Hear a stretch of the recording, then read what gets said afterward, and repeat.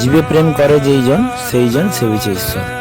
বন্ধুরা, পশুদের কষ্ট দেওয়ার আমার এক বিন্দু ইচ্ছা নেই, কিন্তু রোজ রোজ আমাকে এইভাবে ইঞ্জেকশন প্রয়োগ করতে হয়। তার কারণ হচ্ছে পশুদের আমাকে চিকিৎসা করতে হয়, পশুদের খুব সূক্ষ্মভাবে চিকিৎসা করতে হয়। কারণ পশুরা কিন্তু অবলা জীব, কথা বলতে পারে না, তাদের কষ্ট তারা প্রকাশ করতে পারে না। বিভিন্ন অঙ্গভঙ্গি দেখিয়ে তারা কোনোভাবে একমাত্র প্রকাশ করে যে তাদের অসুবিধা হচ্ছে বা তাদের শারীরিক কোনো সমস্যা হচ্ছে।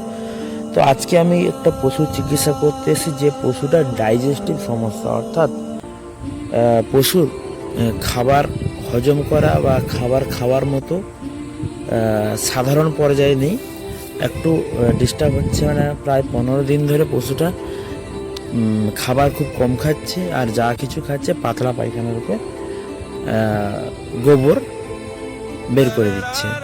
তো সেই কারণে আমাকে চিকিৎসা করতে ডাকা হয়েছে। আমি এর চিকিৎসা করছি, সম্পূর্ণ ভিডিওটা দেখুন। প্রথমত দুর্বল, পশুটা দুর্বল আছে, খাওয়ার চাহিদা কম, দুধও দিচ্ছে হালকা, ধরো 1.5 থেকে 2 কেজি দুধ দিচ্ছে। বাচ্চা প্রায় 2 বছরের কাছাকাছি বয়স, 1 বছরের কাছাকাছি বয়স। তো গর্ভবতীও আছে, 4 থেকে 5 মাস গর্ভবতী আছে। তো এমন অবস্থায় আমাকে খুব সূক্ষ্মভাবে চিকিৎসা করতে হবে, মানে যাতে বাচ্চাও সুরক্ষিত থাকে এবং দুধও বজায় থাকে, আর শরীরের যে বেহাল অবস্থা তা যাতে পুনরুদ্ধার হয়। তো সেইভাবে আমি চিকিৎসা করছি, কিছু ইঞ্জেকশন করছি যেগুলো তার শরীরে দুর্বলতা কাটাবে এবং শরীরের অবসন্নতা ফিরিয়ে আনবে, আর দুধের যে হার, সেই দুধের হার বৃদ্ধি করার জন্য সাহায্য করবে। এবং যে লিভারে যে সমস্যা আছে তার লিভার ইঞ্জেকশন করছি, খাবার চাহিদা বাড়বে এবং লিভারকে সুস্থ সবল করবে। তো তার জন্য আমি এই ইঞ্জেকশনগুলো করছি।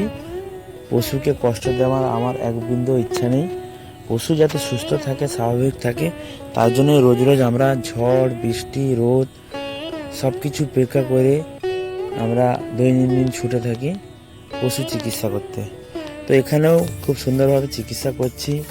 যাদের ভিডিওটা ভালো লাগছে তারা পেজটা ফলো করবেন, বা ইউটিউব থেকে দেখলে সাবস্ক্রাইব করবেন এবং একটা সুন্দর গঠনমূলক কমেন্ট করবেন।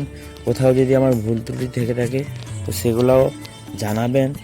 মানুষ মাত্রই ভুল হয়, আর শিক্ষার কোনো শেষ নেই।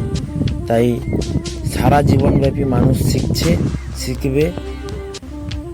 সবাই ভালো থাকবেন, সুস্থ থাকবেন। দেখা হচ্ছে পরের ভিডিওতে।